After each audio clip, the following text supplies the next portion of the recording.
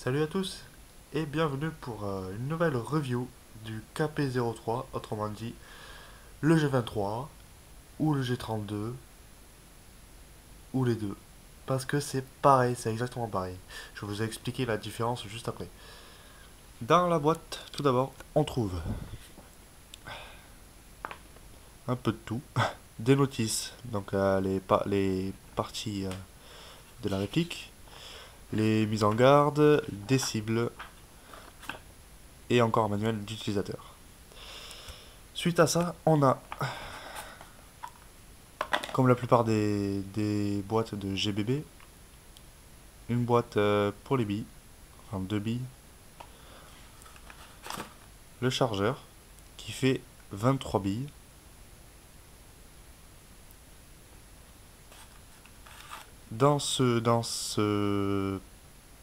avec cette réplique j'ai envie de dire, il y a ça. Je pense que c'est une sécurité de gâchette, mais je sais pas comment on l'installe. Et enfin, la réplique.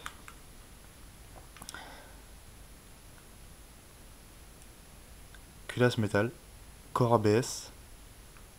Après, voilà, c'est tout basique, c'est vraiment une réplique de poing. Il n'y a rien de spécial. Un rail Picatinny là, la sécurité dessous qui se glisse, pas de percuteur, il n'y a pas de canon fileté, la culasse est en métal et la particularité de ce Glock, c'est qu'il a deux fentes, à la style G18, mais il est en coup par coup, uniquement en coup par coup. Voilà.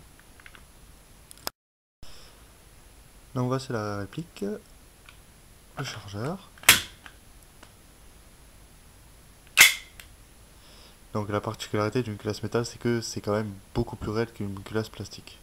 Après, je pense qu'avec une culasse plastique, on a beaucoup plus de kick. Moi, j'avais un G23 avant, en culasse ABS. Il y avait vachement de kick. Ça tapait vraiment, ça... Il y avait vraiment du recul. Enfin, c'est pas non plus une arme à feu. Euh,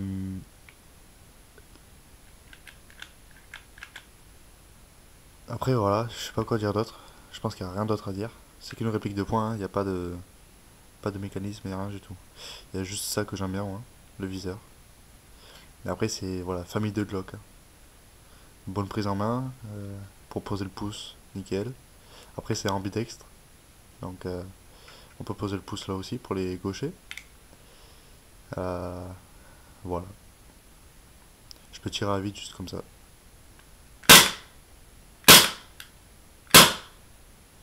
Voilà.